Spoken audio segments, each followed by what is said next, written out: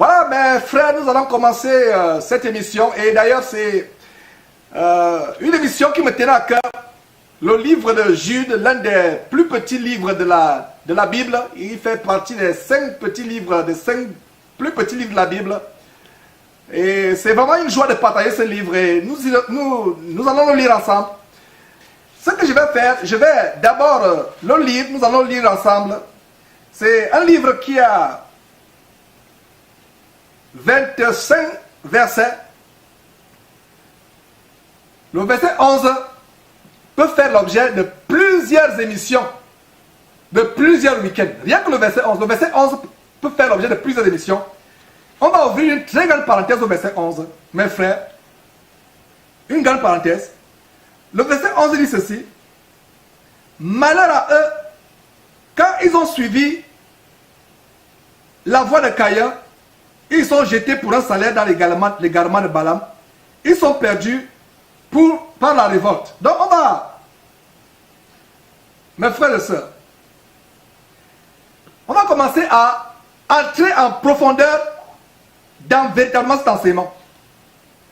Réalisons le verset 11 avant d'ouvrir cette grande parenthèse sur la voie de Caïn et la voie de Balaam. Au début de l'enseignement, je vous disais que il y a une voie de Caïn et il y a une voie de Balaam. Je vais vous montrer de quoi ces voies-là. Pour cela, tournez vos Bibles dans Genèse chapitre 4 pour voir en quoi consiste la voie de Caïn. Et on va démontrer point par point en quoi consiste cette voie. Pourquoi la Bible parle de voie de Caïn. Alors dans Genèse, mes frères et sœurs, Genèse chapitre 4, verset 1. Il a dit quoi? Adam connut Ève, sa femme. Elle conçut et enfanta Caïn.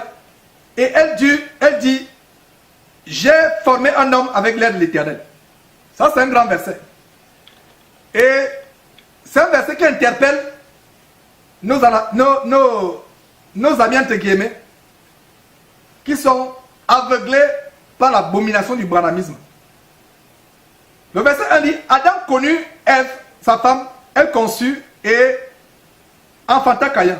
Or, des doctrines pernicieuses et les rêveries dont on a parlé, on a vu l'exemple des rêveries, des fables et des généalogies qui s'élèvent à gauche à droite, des doctrines de démons, venant d'un évangile gnostique qui enseigne que Adam n'est pas le père biologique de Caïn, qui a eu une partouze au jardin d'Éden ce jour-là. Une partouze qui impliquait Adam, sa femme Ève et le diable. Et à la suite de la partouze, Ève est devenue enceinte des jumeaux. Et plus tard, elle a accouché ces jumeaux. L'un est sorti étant Caïn, dont la semence venait du serpent. L'autre est sorti étant Abel, dont la semence venait d'Adam. Ça, c'est un évangile de mort. Ça, c'est un évangile venu tout droit des quartiers généraux de Satan dans les lieux célestes. C'est un autre évangile dont la parole de Dieu parle. Mais que dit la vraie Bible? Adam connut Ève, sa femme, elle conçut et il enfanta Caïn et elle dit, j'ai formé un homme avec l'aide de l'Éternel. Voilà, mes frères et sœurs. Notez très bien ce que Ève dit ici. J'ai formé un homme avec l'aide de marabouts. C'est ça. J'ai formé un homme avec l'aide de la science, de l'insémination artificielle. C'est ça. Ève reconnaît qu'elle a formé un homme avec l'aide de l'Éternel. Et la parole de Dieu nous déclare qu'un enfant est formé de l'union naturelle d'un homme et d'une femme. L'une des plus grandes abominations que nous avons aujourd'hui, à savoir les femmes qui vont emprunter les œufs, les femmes qui vont se font imprégner les spermatozoïdes venant d'une autre personne, ou alors l'ovule qui est fécondé par un autre homme et son ventre n'est qu'une poche qu'elle offre pour que la femme grandisse. Ça, c'est des choses contre nature. Et nous parlons tout à l'heure de l'incrédulité, les gens qui ont péri par l'incrédulité. Toi, mon frère ou ma soeur qui m'écoutez, peut-être vous êtes dans une famille où vous avez un souci, le souci d'avoir un héritier, d'avoir un enfant, d'enfanter. Comprenez ce verset à partir d'aujourd'hui, que ce verset, c'est pour ça qu'on a vu tout à l'heure que la foi vient de ce qu'on entend, et ce qu'on entend vient de la parole de Dieu. Entendre ou lire, ou entendre la parole de Dieu. Ève, la mère de nous tous, dit quoi? J'ai formé un homme avec l'aide. Donc toi, ma soeur, qui m'écoute maintenant là, tous les médecins t'ont dit que tu ne peux plus accoucher. Est-ce qu'il y a quelque chose qui soit impossible à Dieu? Commence à reconnaître aujourd'hui que tu peux avoir un enfant si l'Éternel t'aide. Parce que Ève dit que j'ai formé un enfant avec l'aide de l'Éternel. Si l'Éternel n'aide, toute aide est vanité de vanité. L'aide vient de Dieu. L'aide ne vient pas des marabouts comme tu es peut-être allé par le passé chez un marabout pour pouvoir avoir un enfant. Tu as tout essayé, toutes les potions possibles pour avoir un enfant. Mais la Bible dit que Ève a déclaré avoir formé un enfant avec l'aide de l'Éternel. Es-tu prête à implorer l'aide de l'Éternel, mon frère, ma soeur, qui a besoin de connaître les joies d'avoir un enfant dans votre famille? La première étape consistera à te repentir de ton incrédulité. Proverbe chapitre 28, verset 13 nous donne un très bon standard de repentance. Celui qui cache ses transgressions ne prospère point, nous dit Proverbe chapitre 28, verset 13. Mais celui qui les avoue et les délaisse obtient miséricorde. Avant d'obtenir miséricorde, reconnais devant Dieu que tu as péché par incrédulité. Reconnais devant Dieu que le péché d'incrédulité est terrible. Ce n'est pas seulement l'homosexualité qui est terrible, même le péché d'incrédulité.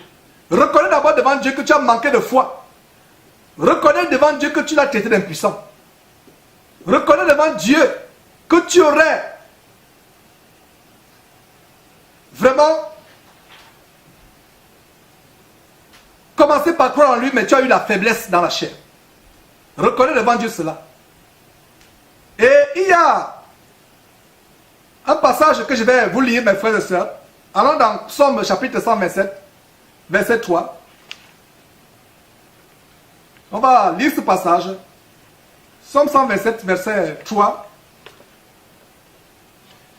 La parole de Dieu est merveilleuse. A des grandes choses.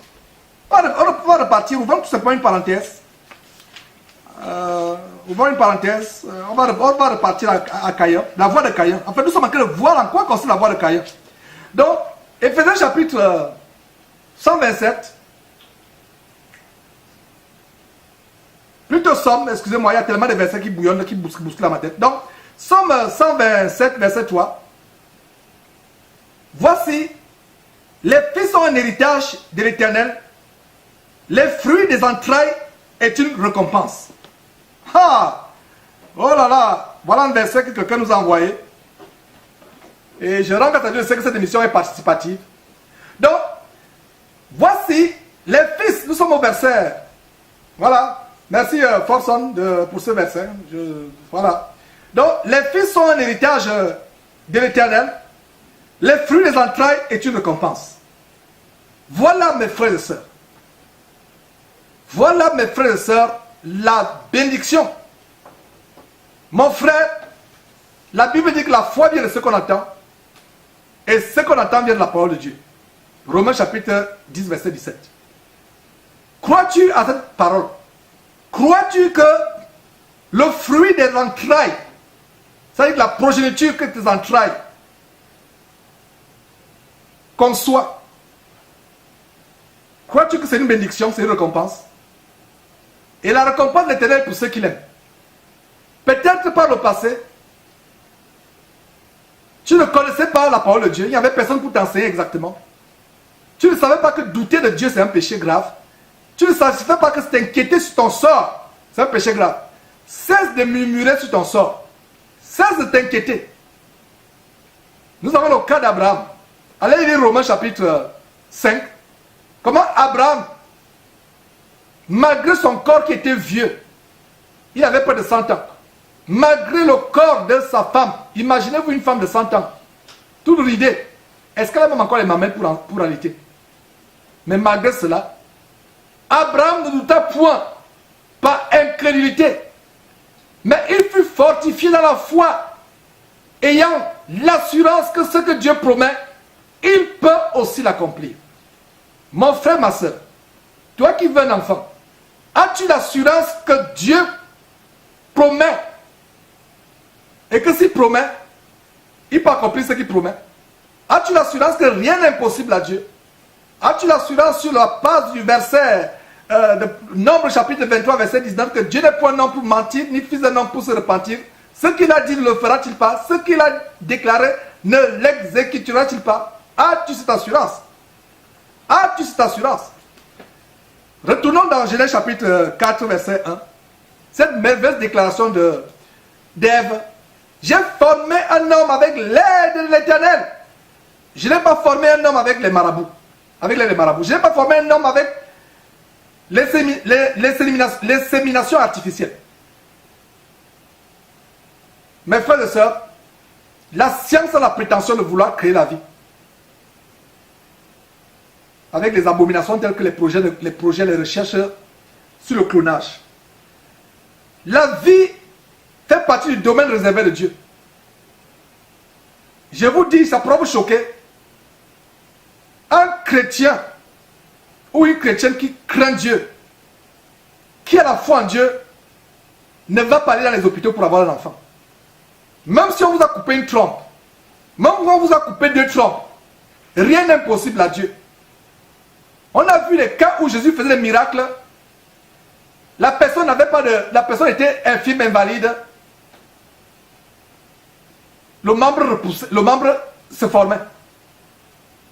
Le médecin peut dire qu'il a coupé tes trompes, qu'il n'y a rien dans ton ventre. Si Dieu a donné la vie, si Dieu t'a gardé jusqu'à ce jour, malgré tout ce que l'ennemi est en train de vouloir faire, t'asservir, te tuer, si tu as envie, tu as envie à cause de Dieu. C'est pour ça que le Seigneur Jésus disait, de qui par ses inquiétudes peut ajouter une coudée à la durée de sa vie? Nous avons ce détail en Matthieu chapitre 6. Tout le chapitre, ça laisse ce chapitre. Ne vous inquiétez pas pour votre vie. Nous sommes ici dans l'inquiétude par rapport aux enfants. Ève s'écrit en disant, j'ai formé un homme avec l'aide de l'Éternel. Cela se passe aujourd'hui. Un chrétien ne peut pas faire des pratiques d'insémination artificielle pour avoir un enfant. Ça ne vient pas de Dieu, ça. Je le dis à haute voix. Le juste vivra par la foi. Même si tu n'as pas d'enfant, que la volonté de Dieu se fasse dans ta vie. Nous avons le cas d'Anne. Anne allait prier dans la maison de l'Éternel, où il y avait ce sacrificateur, cet homme de Dieu, Élie. Elle répandait son cœur devant l'Éternel. L'Éternel a exaucé sa prière. Même si ton ventre a été fermé par les marabouts, même si ton ventre a été fétiché, même si le plus grand gynécologue du monde entier t'a donné un rapport médical selon quoi tu ne peux plus accoucher, rien ne peut plus se passer dans ta vie. C'est l'occasion maintenant de mettre ta foi en Dieu. Amen. Voilà la parole de Dieu pour toi qui écoute cet enseignement aujourd'hui. Donc, le verset dont elle enfanta, à partir du verset 2, continue avec la voix de Caïn. Nous sommes en train de vous démontrer la voix de Caïn. En quoi consiste la voix de Caïn? Et vous allez voir en quoi consiste la voix de Caïn. Voilà.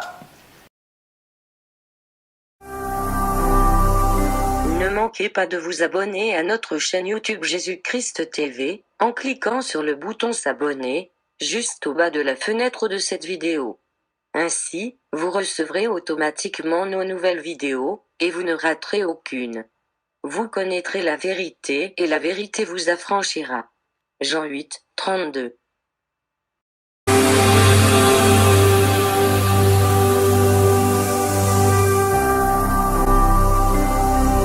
Jésus-Christ TV,